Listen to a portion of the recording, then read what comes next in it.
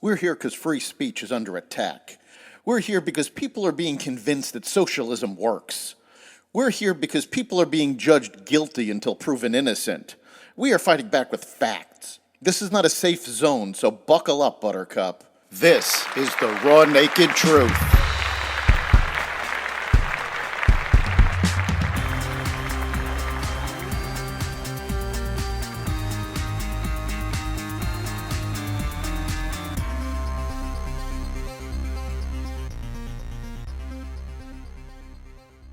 The Hamas leaders killed. Consumer spending stays strong. Harris blows off the Al Smith dinner, and more.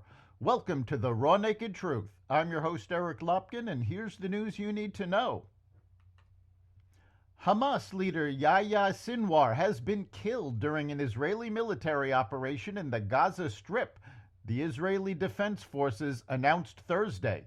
The IDF and Israel's Shin Bet intelligence agency released a joint statement saying it can confirm that after a year-long pursuit, yesterday, Wednesday, October 16, 2024, IDF soldiers from the Southern Command eliminated Yahya Sinwar, the leader of the Hamas terrorist organization, in an operation in the southern Gaza Strip. Yahya Sinwar planned and executed the October 7th massacre, promoted his murderous ideology both before and during the war, and was responsible for the murder and abduction of many Israelis, the statement added. Yahya Sinwar was eliminated after hiding for the past year behind the civilian population of Gaza, both above and below ground in Hamas tunnels in the Gaza Strip. Israeli Prime Minister Benjamin Netanyahu said Thursday, following the confirmation of Sinwar's death, that Hamas suffered a heavy blow, but the war in Gaza is not yet over. Netanyahu added that Hamas will no longer rule Gaza, and this is the beginning of the day after Hamas, and this is an opportunity for you, the residents of Gaza, to finally break free from its tyranny. Netanyahu also said Sinwar ran away in fear from our soldiers prior to being killed. He told you he was a lion, but in reality, he was hiding in a dark den, and he was killed when he fled in a panic from our soldiers, he said in a televised message. The state of Florida is suing the Biden administration over what it claims is a refusal to verify immigration records so that the Sunshine State can ensure the integrity of its voter rolls and prevent non-citizens from voting. In a lawsuit obtained first by Fox News Digital, the state argues that the Department of Homeland Security is mandated to respond to an inquiry from state or local governments seeking to verify the immigration status of anyone in their jurisdiction for a purpose authorized by law. Because the federal government is refusing to comply with these obligations and frustrating Florida's ability to maintain the integrity of its elections, Florida files this suit, the lawsuit says.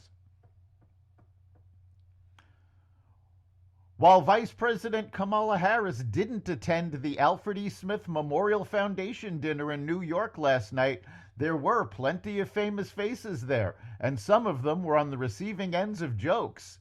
The Al Smith dinner, named for the nation's first Catholic presidential candidate, is considered a highlight of the election campaign.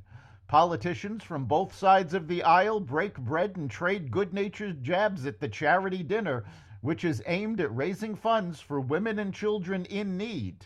While both presidential candidates were invited to the event, only Trump attended in person, with Harris sending a pre-recorded video instead. Guests at the dinner watched in silence as the video played, and Harris's comedy sketch received a jarring mix of both applause and boos from the audience after it concluded. Comedian Jim Gaffigan mocked Harris's decision to send in a video instead of turning up in person, remarking, "Now I know how my kids felt when I FaceTimed into a piano recital they were at." Harris was the first presidential candidate not to attend the event since Walter Mondale in 1984.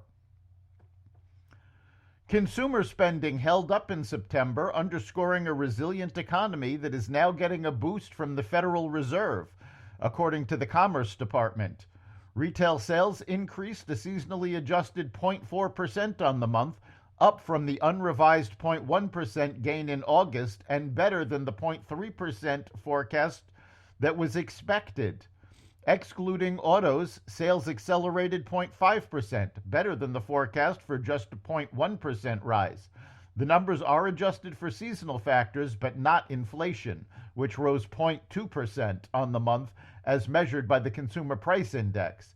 In other economic news, Thursday initial unemployment claim filings totaled the seasonally adjusted 241,000, a decline of 19,000 and lower than the estimate for 260,000, according to the Labor Department reports.